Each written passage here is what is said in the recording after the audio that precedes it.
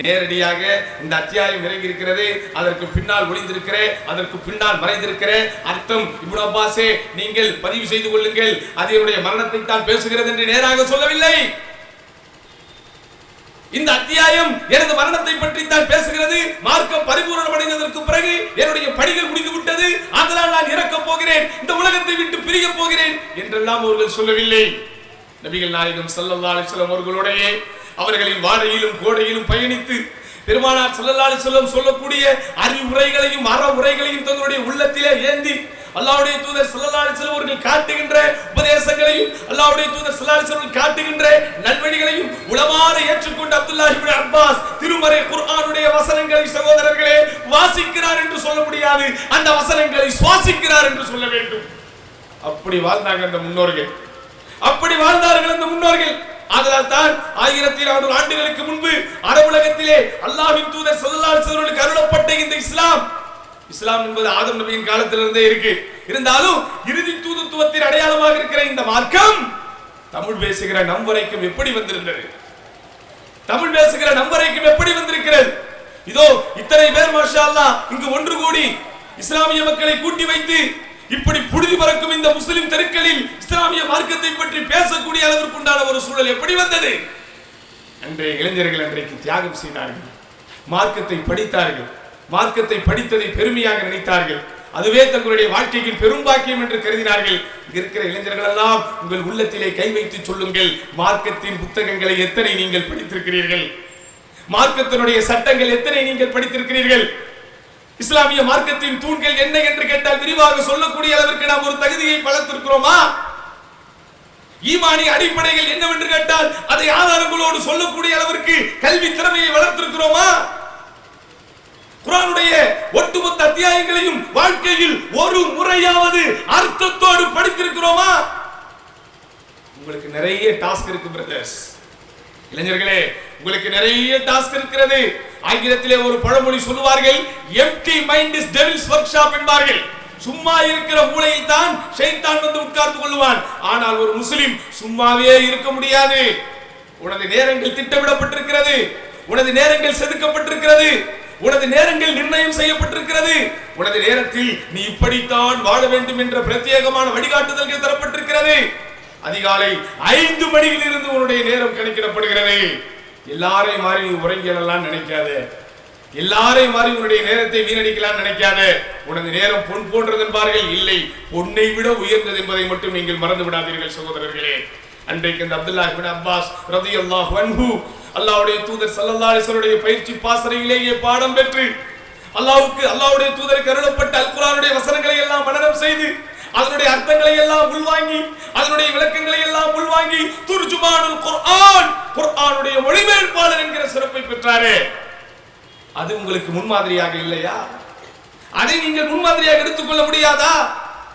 அல்லாஹ்வுடைய தூதர் ஸல்லல்லாஹு அலைஹி வஸல்லம் காலத்து இளைஞர்கள் எவ்வளவு பக்குவமாக இருந்திருக்கிறார்கள், எவ்வளவு பண்பட்டவர்களாக இருந்திருக்கிறார்கள், எவ்வளவு சுத்திகரிக்கப்பட்டவர்களாக இருந்திருக்கிறார்கள். நீங்கள் எல்லாம் வரலாற்றிலே படித்திருப்பீர்கள்.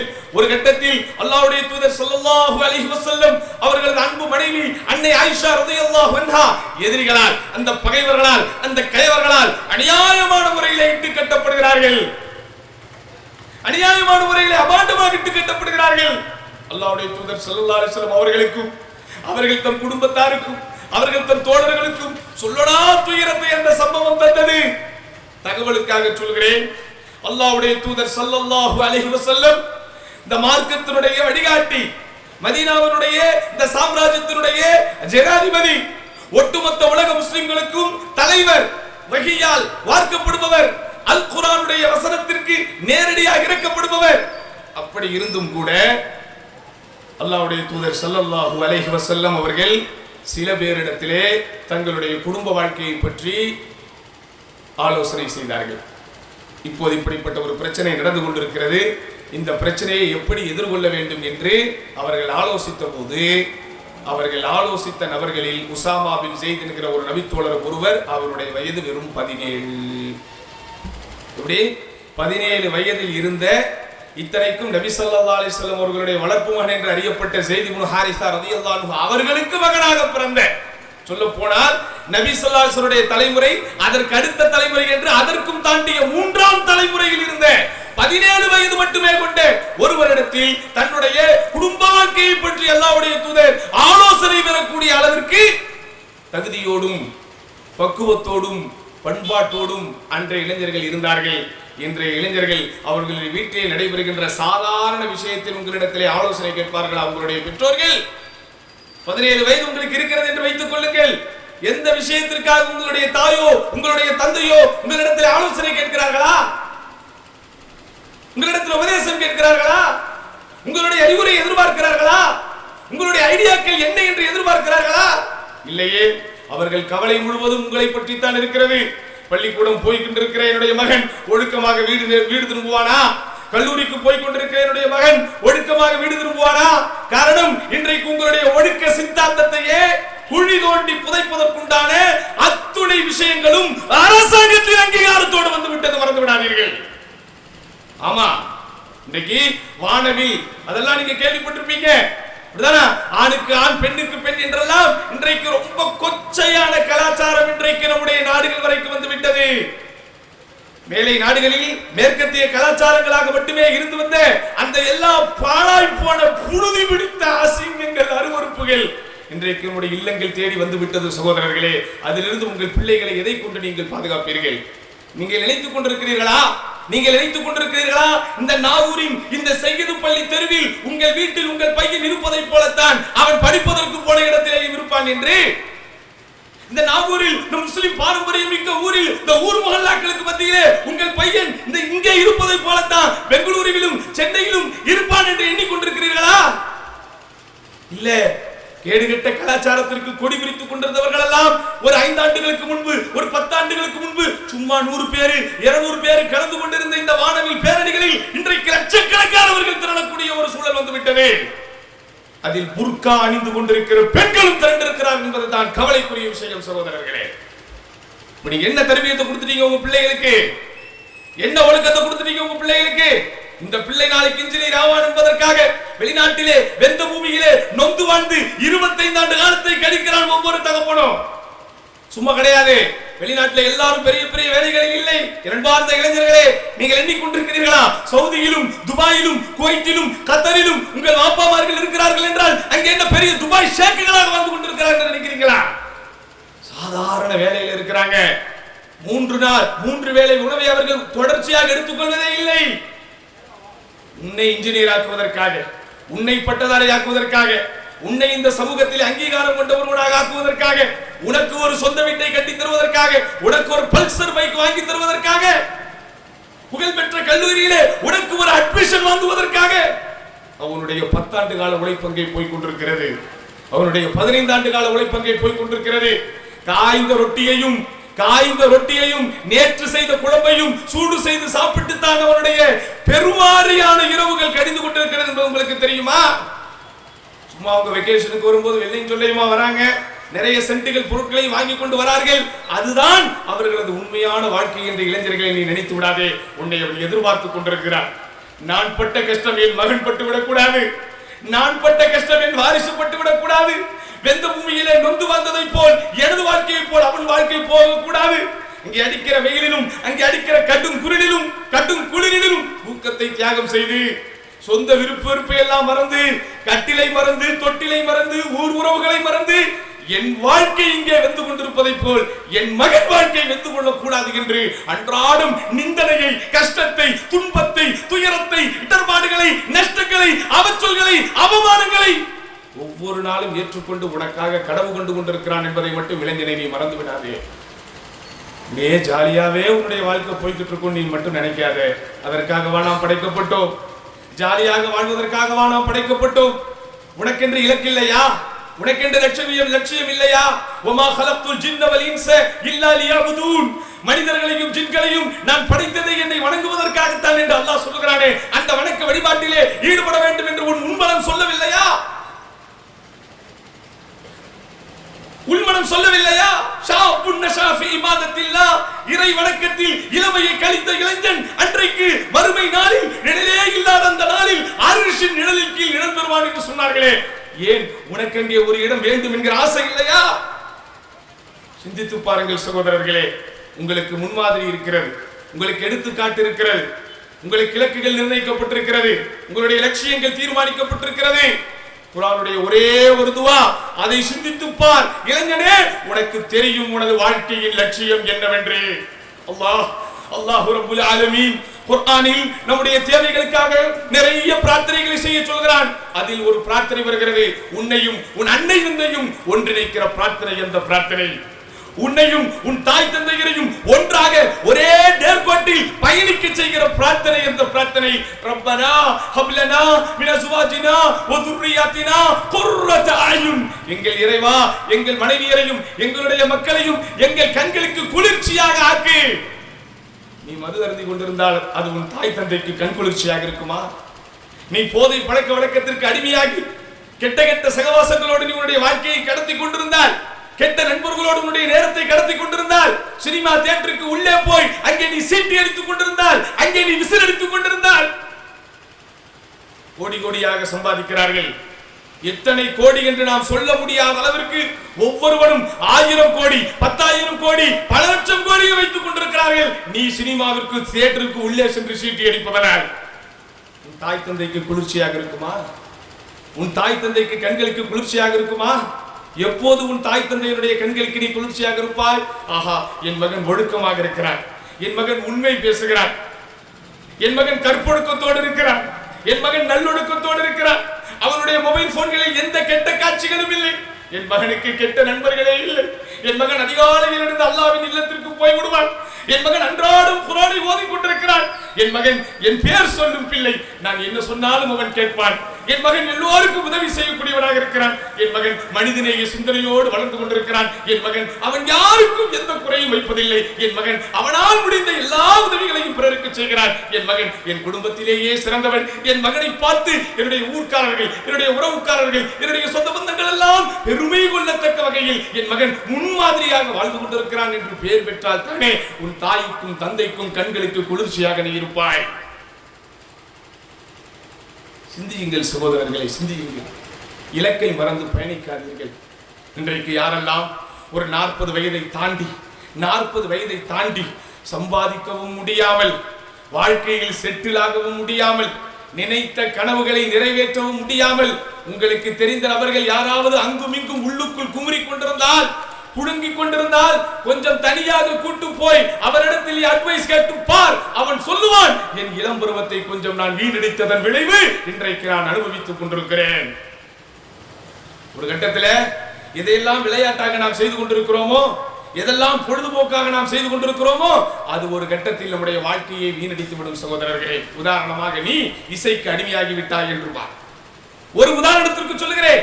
இசைக்கு நீ அடிமையாகி அன்றாடம் இசைகளை கேட்டுக்கொண்டே இருக்கிறாய், பாடல்களை கேட்டுக்கொண்டே இருக்கிறாய். ஊர் உன்னை கண்டிக்காது, இந்த நாடு கண்டிக்காது, இசை கேட்க கூடாது என்கிற சட்டத்தை நாடு சட்டமாக போடாது. எல்லாரும் இன்றைக்கு இசை கடுமையாக இருக்கிறார்கள். நீ நினைத்துக் கொண்டிருக்கிறாயா சினிமா பாடல்கள் எல்லாம் உன்னுடைய உள்ளத்தில் அதிகமான மனப்பாடம் பெறக்கூடிய ஒரு இடத்திலே இருக்கும் போது உன்னுடைய பள்ளி பாடங்களும் கல்லூரி பாடங்களும் அந்த அளவிற்கு நீ மனப்பாடம் செய்து விடலாம் என்று நினைக்கிறாயா?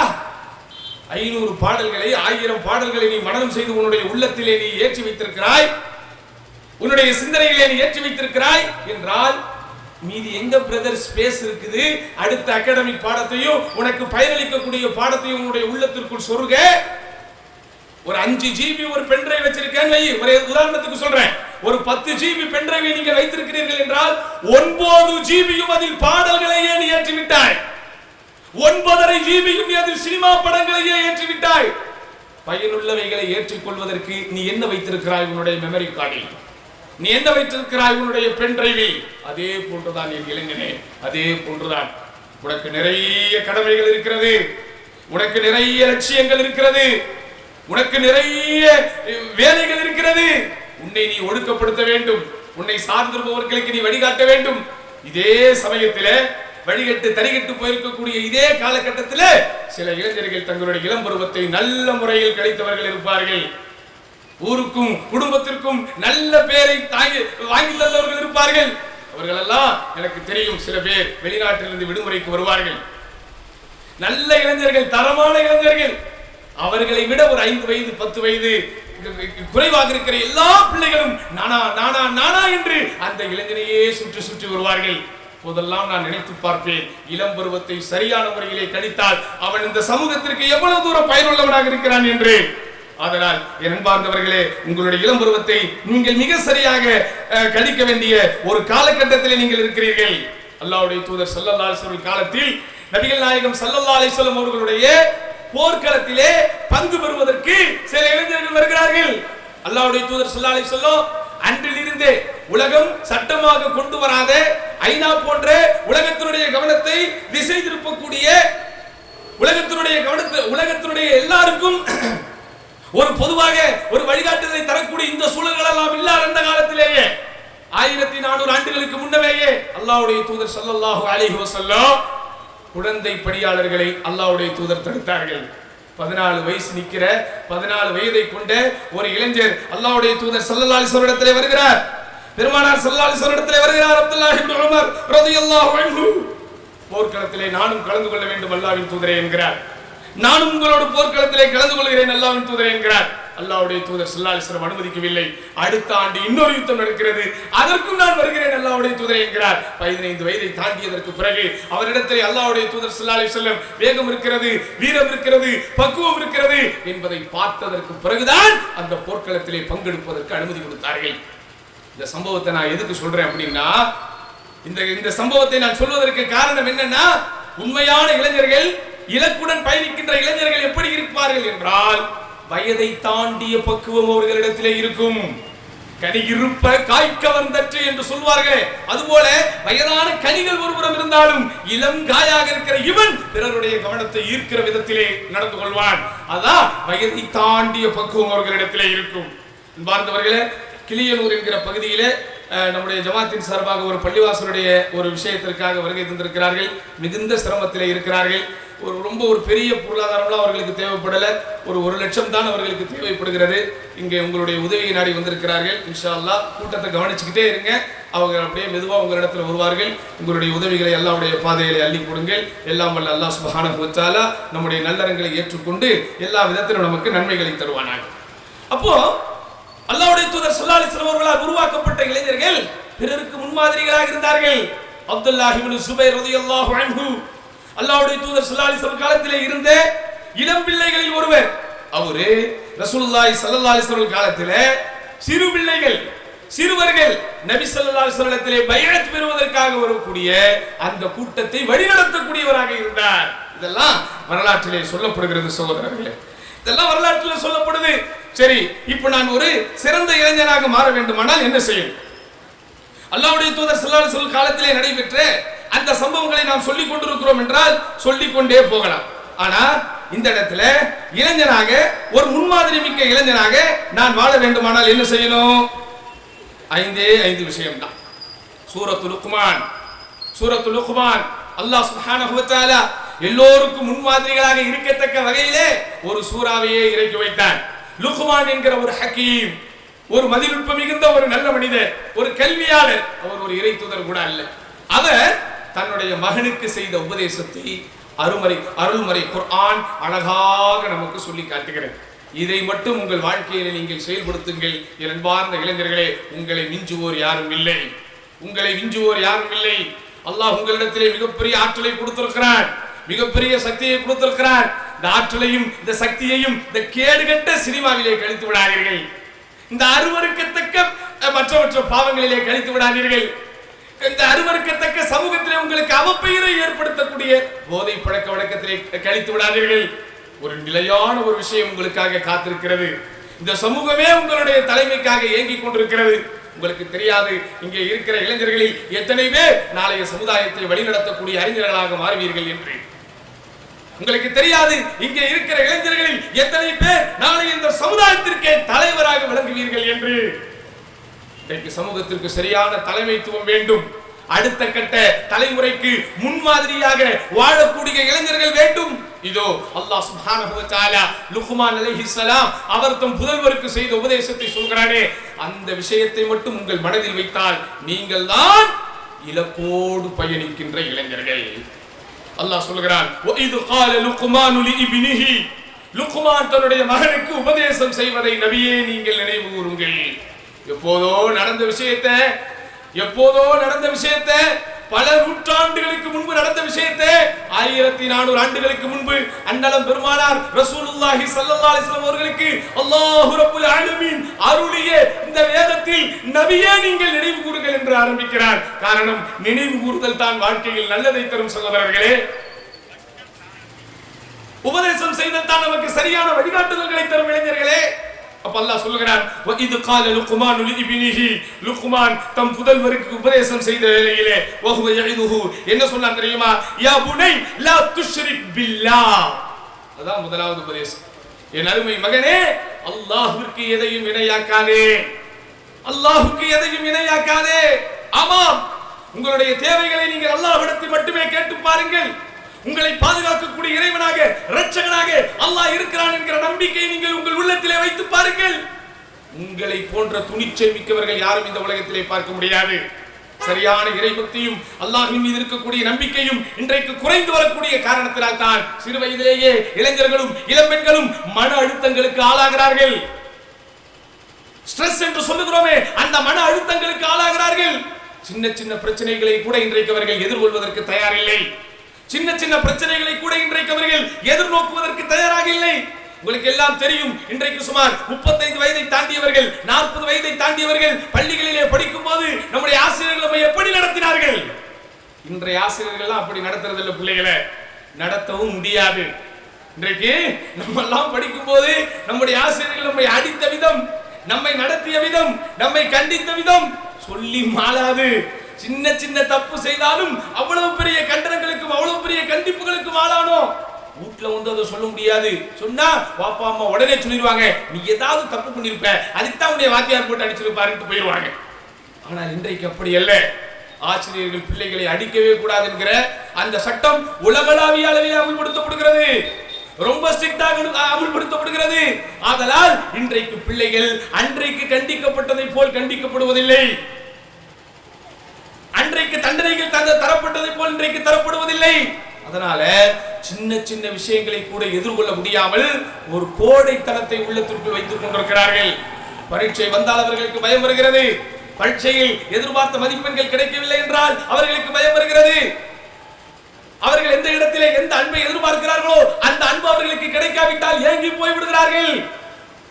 அவர்களுடைய வீரியம் குறைந்து போய்விடுகிறது. அவர்களுடைய எதிர்ப்பு சக்தி அழிந்து போய்விடுகிறது. ஆனா எது இருந்தாலும் அல்லாஹ்வுடைய நாட்டுப்படிதான் நடக்கும். என்னை படைத்த இறைவன் இருக்கிறான், அவன் என்னை கைவிட மாட்டான் என்கிற அந்த நம்பிக்கையை இளைஞர்களே உங்கள் உள்ளத்திற்குள் நீங்கள் வைத்து பாருங்கள். அந்த நம்பிக்கையை நீங்கள் வளர்த்து பாருங்கள். உலகத்தில் எந்த பிரச்சனைகளையும் நீங்கள் எதிர்கொள்வீர்கள். பிரச்சனைகள் இல்லாமல் இந்த உலகத்தில் வாழ முடியாது. தெளிவாக புரிந்து கொள்ளுங்கள். எந்த இடத்தில் போனாலும் ஏதேனும் ஒரு பிரச்சனைகளை எதிர்கொள்ள வேண்டிய ஒரு நிர்பந்தத்திற்கு நாம் ஆளாக்கப்படுவோம். யாரையெல்லாம் அல்லது யாரெல்லாம் உங்கள் கண் முன்னால் பெரிய ஆட்களாக தெரிகிறார்களோ, சமூக அந்தஸ்து மிக்க நபர்களாக நீங்கள் பார்க்கிறீர்களோ, எல்லோரும் கஷ்டப்பட்டு தான் மேலே வந்திருக்கிறார்கள். எல்லோரும் சிரமப்பட்டு தான் மேலே வந்திருக்கிறார்கள். அப்போ உலகத்தினுடைய கஷ்டமும் உலகத்தினுடைய சிரமமும் எப்போ நமக்கு பெருசா தெரியாதுன்னு சொன்னா, உலகத்தினுடைய அச்சுறுத்தல்கள் உலகத்தினுடைய சவால்கள் எப்போது நமக்கு பெரிதாக தெரியாது என்றால் அல்லாஹ்வின் மீது வைக்கக்கூடிய நம்பிக்கை. உங்களுக்கு எல்லாம் தெரியும் தானே, மூசா அலைஹிஸ்ஸலாத்து வஸ்ஸலாம் பனி இஸ்ரவேலர்களை கூட்டிக் கொண்டு வருகிறார்கள். இரவோடு இரவாக வருகிறார்கள். ஃபிரௌனும் அவனுடைய படைகளும் பின்னால் துரத்திக் கொண்டே வருகிறது. அல்லாஹ்வின் மீது தவக்கல் வைத்து அல்லாஹ்வின் மீது நம்பிக்கை வைத்து போய்கொண்டே இருக்கிறார்கள். எதிரிலே கடல் வருகிறது. அந்த கடலை பார்த்தவுடன் திகைத்து நிற்கிறார்கள். வந்த எல்லோரும் பின்னாடி இருப்பவர்கள் எல்லாம் சொல்கிறார்கள், மூசா இன்னால முதுரகூன், நாம் அகப்பட்டு விடுவோம் மூசாவே. முன்னாலோ கடல் தண்ணீர், பின்னாலோ ஃபிரௌனுடைய படை, முன்னால் போனாலும் சாவு, இங்கே இருந்தாலும் சாவு, நாம் மாட்டிக்கொள்வோம் என்று சொன்னபோது மூசா அலைஹிஸ்ஸலாத்து வஸ்ஸலாம் கொஞ்சம் கூட பயமோ பதட்டமோ தயக்கமோ இல்லாமல் அடித்து சொன்னார்கள், கல்லா இன்ன மஇ ரப்பி சயஹ்தீன், அப்படி அல்ல, என்னோடு என் இறைவன் இருக்கிறான், அவன் என்னை கைவிட மாட்டான் என்று சொன்னார்களே.